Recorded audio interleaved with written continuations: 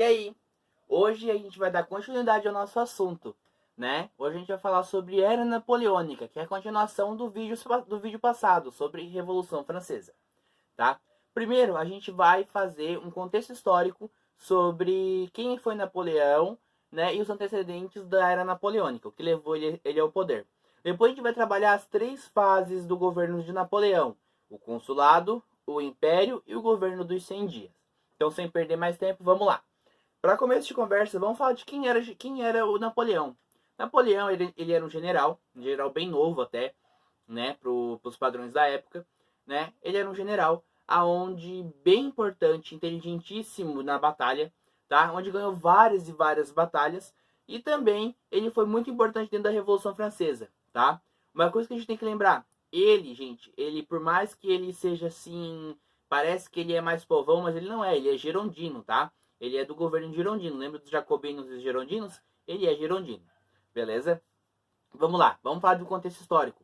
Nós temos um contexto histórico bem interessante aqui que não muda muito do contexto histórico da Revolução Francesa em si, tá? Primeiro, em 1799, final da Revolução Francesa, nós temos um governo ruim, praticamente, né? Era o regime diretório, né? Os girondinos no poder, da onde era bem mais conservador, bem mais fechado e tudo mais. Nós temos uma instabilidade política, uma dança das cadeiras enorme, né? Uma instabilidade muito grande. Quando tu pensa que um tá mandando, do nada o outro já não tá mais, né? Nós temos também uma insatisfação popular. O povo está insatisfeito com o governo, né? Então são três pontos bem importantes, né? Que levam o Napoleão Bonaparte, né? A meio que tirar proveito disso para tomar o poder. Foi quando, em 1799, né, ele decide dar o golpe chamado do golpe do 18 de maio. O que foi esse golpe? Ele simplesmente ele derruba a Assembleia, ele fecha a Assembleia, né, e ele assume todo o poder. Né? Ele assume o poder da França e tudo mais, dando fim à Revolução. A Revolução Francesa ela acaba quando Napoleão Bonaparte assume o poder. Né? Então, quando a Era Napoleônica começa, é quando a Revolução Francesa acaba. Porque uma coisa, né, só aconteceu por causa da outra, tá?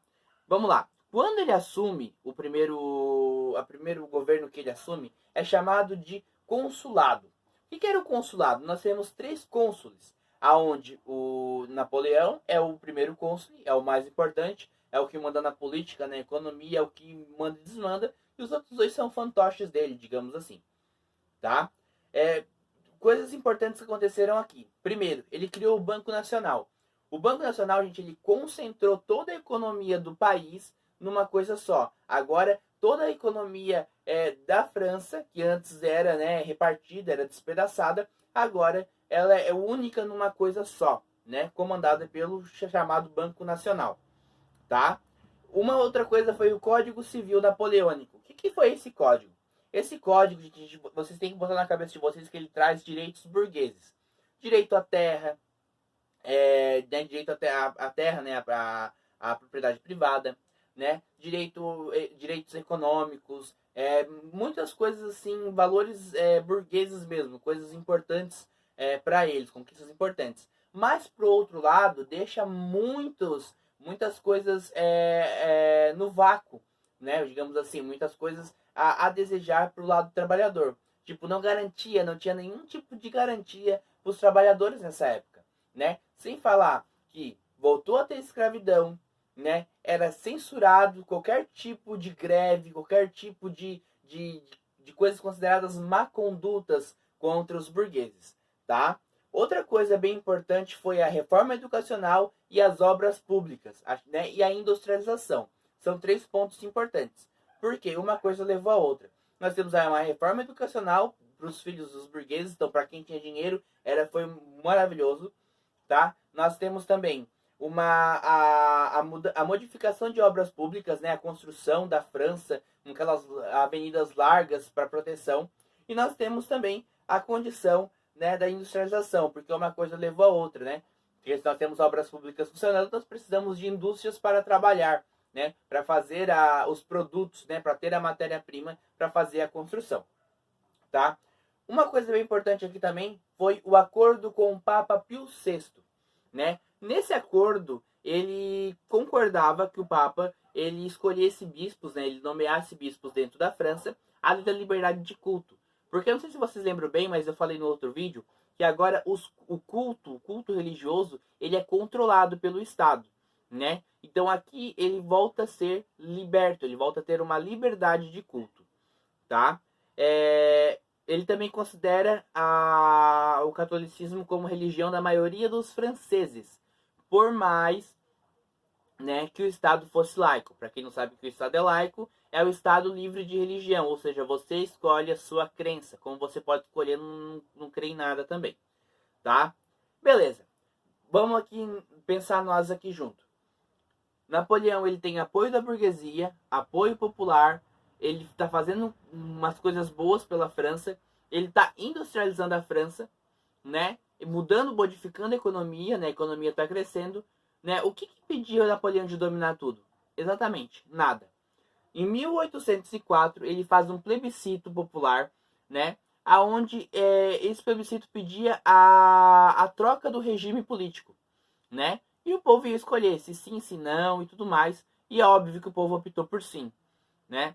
Então, a partir desse momento, em 1804, ele declara a França como império, né? Então passa a ser, não é mais república, mas passa a ser império francês, né? Ele mesmo se declara imperador da França, ele mesmo se coroa imperador da França, tá? Em 1804. De 1804 a 1815, nós temos o chamado Império Francês, aonde é caracterizado por expansionismo territorial, né? Também é caracterizado por a industrialização burguesa, né? E sem falar também os conflitos com a Inglaterra, né? Os conflitos comerciais, principalmente com a Inglaterra. Beleza, vamos lá. Primeiro, expansionismo territorial, né? Ele queria expandir, vamos expandir o império, império, então vamos expandir. Então ele invadiu um monte de lugares e tudo mais. Tanto que a família real, em 1808, ela veio parar aqui no Brasil, tá? Por causa dele, foi por causa do Napoleão. Questão de vestibular, hein? Fiquem ligados, tá? A industrialização do país aconteceu depois desse expansionismo feito por ele. Porque só para pensar, pensa aqui comigo. Nós temos uma questão aonde o expansionismo territorial, por um lado ele é bom, porque agora eu tenho matéria-prima, eu tenho escravos, né? Eu consigo um monte de coisa, mão de obra barata, né? Então era bom para ele.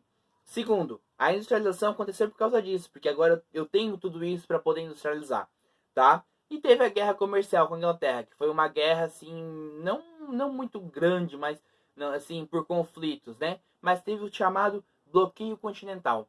O que era esse bloqueio continental? Ele proibiu todas as nações do continente, né? Porque quem não sabe, Inglaterra é uma ilha, né? De comercializarem produtos ingleses, tá? Gente, isso levou a França ao mais alto ápice da economia da época, né? Isso foi muito bom.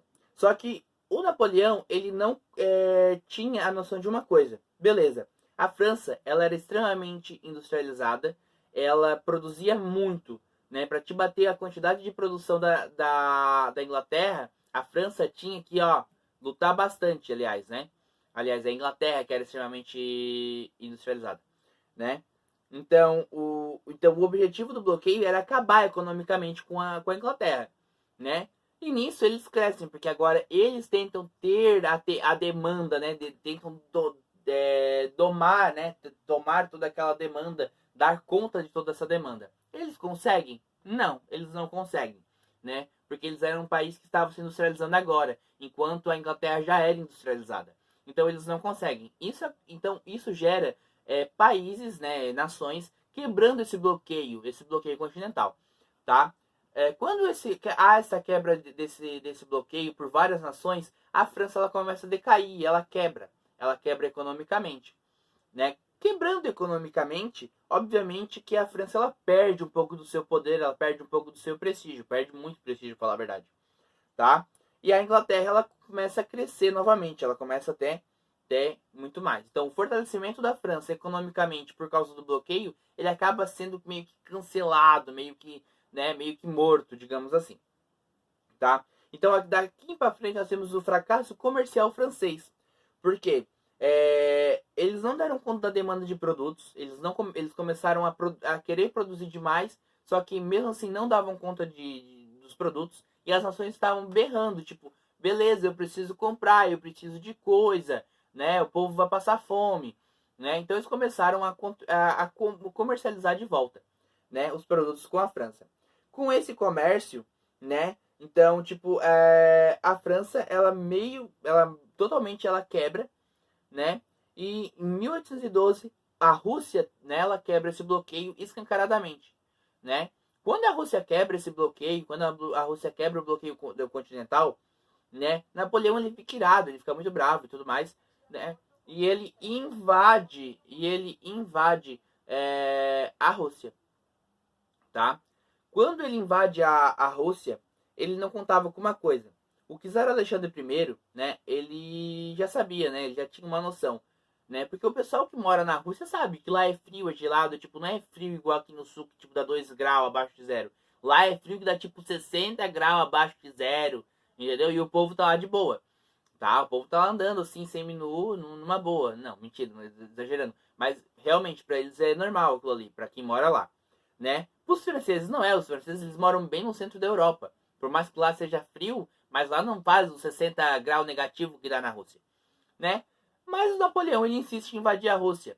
Ele invade a Rússia com 600 mil homens, tá? A Rússia tem um conceito de terra arrasada e terra congelada. Vocês acham que isso ia render o quê? Ia render nada, né? A Rússia, ela acabou com o exército francês sem fazer nada. Porque o exército francês um pouco morreu de fome, um pouco morreu de frio, né? Algumas batalhas aconteceram, né? Então, e os franceses não eram, né? O corpo dos franceses não era propício para aquele ambiente, não é acostumado àquele ambiente, né? E isso que rendeu, então, a derrota dos franceses, tá? Contra a Rússia, né?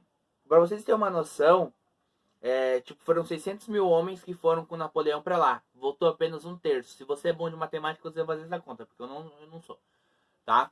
Então, um terço apenas dos soldados que foram voltaram. Para vocês terem uma noção do quanto, tá? Eu não sou bom em matemática, eu sei que é gente pra caramba que morreu. Beleza? E aqui começa o início do fim. Exército enfraquecido, economia enfraquecida, não, né? O país estava entrando em crise de novo, estava entrando em colapso, né? Foi quando a Sexta Coligação, que era um grupo de países que se uniram para derrubar Napoleão Bonaparte, lá em 1813. 1813, então, teve a Batalha das Nações, aonde a Sexta Coligação ela sai vitoriosa, tá? Ela sai vitoriosa derrubando o Napoleão Bonaparte do cargo dele de imperador. Ele perde o trono. Além de perder o trono, ele é exilado na ilha de Elba, né? Aonde ele fica lá em 1814 até 1815. Em 1815, ele foge da ilha, ele dá um jeito, ele se escapola de lá, né? E ele volta para a França. Ele tenta retomar o poder, né? E a gente chama essa terceira fase de o governo dos 100 dias, né? Porque durou apenas 100 dias, né? Então ele tenta retomar o poder e tudo mais. Então há uma batalha e tudo e a questão, né? Só que é a batalha de Waterloo, aonde ele perde. Ele perde essa batalha, né? Sendo exilado de novo, né? Ou seja, não adiantou de nada, tá? Ele dessa vez ele é exilado na ilha de Santa Helena, onde ele vive até 1821, né? Quando ele falece, né? Galera, esse é o vídeo, tá? Espero que tenham gostado. Hoje é um vídeo mais simplão, mais na vibe mesmo do celular, porque meu computador deu problema. Ele tá aqui, eu tô olhando pra ele, tô com ódio dele, né? Mas fazer o quê? São coisas que acontecem, né? Mas eu não posso deixar vocês sem vídeo, tá? Então, pelo sacrifício que eu tô fazendo, deixa o seu like aí, comenta sugestões para próximos vídeos, né? Deixa o like, por favor, não é pedir nada, né? 1 segundo da sua vida, pra ti não é nada, pra mim me ajuda, né? E sem falar que se você não gostou do vídeo, deixa o like por pena também, que também tá me ajudando, tá? Não me importa. E outra coisa, se inscreve aí no canal. Se inscreve no canal que tá saindo vídeo toda semana, até mais de um vídeo por semana aqui, certo? Então era isso. Esse foi um vídeo do resumo sobre a Era Napoleônica. E um abraço e tchau!